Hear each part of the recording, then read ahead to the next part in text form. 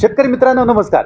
शेतकरी मित्रांनो, आज यशोगाथा या कार्यक्रमात आपण आलोय माळशिरस परिसरातील कारुंडी या गावामध्ये आणि आपल्या बरोबर एक शेतकरी आहेत. तसं बघितलं तर म्हणजे दुष्काळी भाग असल्यामुळं या भागामध्ये कोणता व्यवसाय करायचा हा शेतकऱ्यांच्या समोर असणारा खूप मोठा प्रश्न आहे. परंतु आज आपण ज्या शेतकऱ्याची यशोगाथा आपण पाहणार आहोत, या शेतकऱ्याने अतिशय कष्टाने आणि अतिशय नियोजनबद्ध अशा पद्धतीनं निसर्गाची चांगला समतोल राखत एक चांगल्या पद्धतीचा मुक्त संचार गोटा केलेला आहे. आणि आजच्या दिवसामध्ये तरुणांना हा व्यवसाय परवडत नाही असं सगळ्यांचं मत आहे. परंतु आजच्या या घडीला दुधाला कमी दर असताना आज यांना दुग्ध व्यवसाय परवडतोय का? तर आज आपण बापूराव मच्छिंद्र रुपनवर यांची यशोगाथा पाहणार आहोत आपल्या अष्टदीप क्रिएशन्स या युट्यूब चॅनलवरती.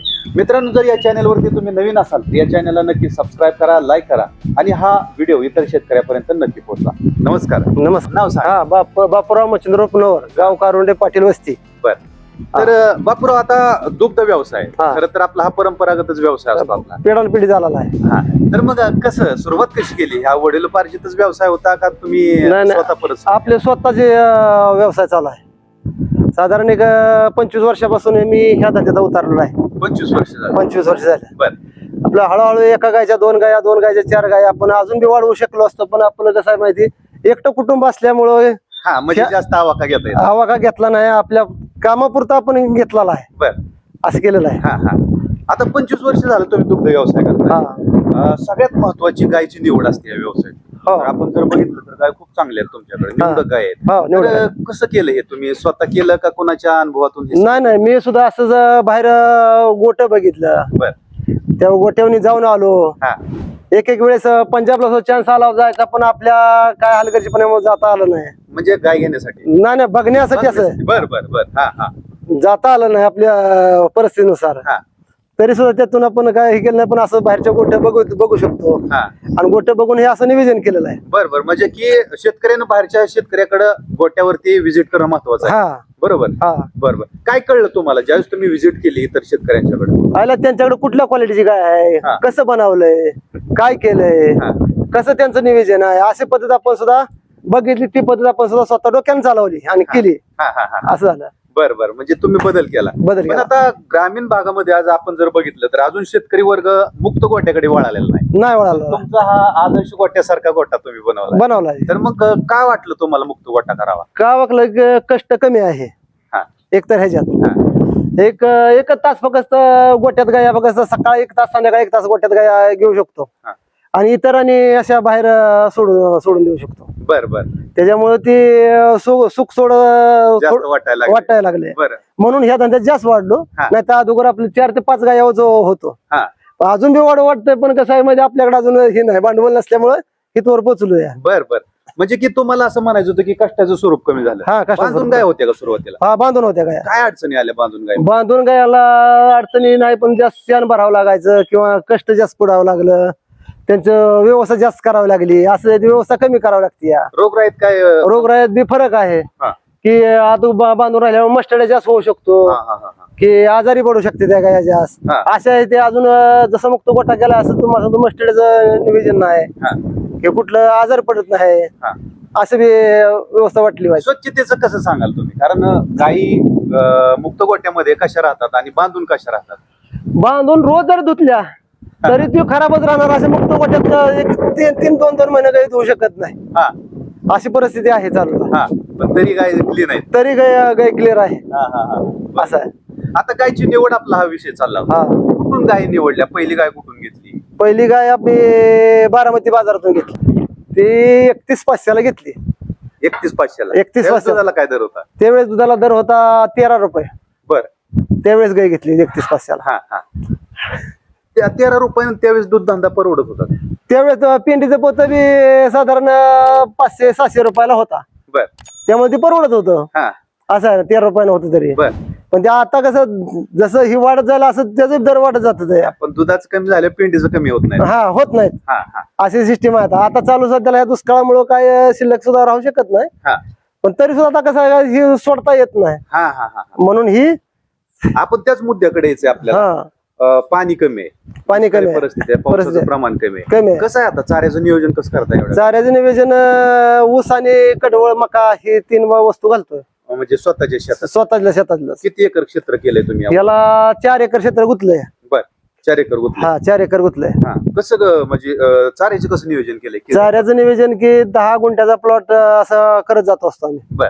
आणि एक 2 एकर ऊसून 2 एकर ऊसात 10 गुंठ्याचा प्लॉट करत जातो. कडवळा मका असं चाललाय. बर. मग कडवळ एकदा काढल्यानंतर परत नीट ठेवता का? नाही ठेवतो. आला चांगला व्यवस्थित ठेवतो, नसेल तर मग मोडून टाकायचं की पुन्हा मका टाकायची असं नियोजन करतो. बर. कुठला चारा चांगला वाटला तुम्हाला काय? मकाचा बी दोन्ही बी समान सारखंच आहे बरं हा. का. पण कसं आहे माहिती, त्याला निभवून द्यावं लागतंय, त्यावेळेस त्याचं हे होत आहे, प्रोटीन मिळतंय निभवल्यानंतर. आणि ऊस जी आहे ती एक बार लावलं म्हणजे 4 पीक ऊस तर काढतच नाही. पण किती एकर ऊस लावता तुम्ही? 2 एकर ऊस म्हणजे सगळा तुम्ही गुरांना गुरांना वापरतो, कारखान्याला घालू शकत नाही आम्ही. म्हणजे रोज टप्प्याटप्प्यानं ऊस आणताय तुम्ही? हा रोज टप्प्याटप्प्यानं आणायचं. बर. पण आता हा ऊस दिल्यानंतर गायींच्या आरोग्यात काय तुम्हाला तक्रार वाटते का? नाही वाटत. असं हत्ती घासापासून आरोग्यात फरक वाटतो.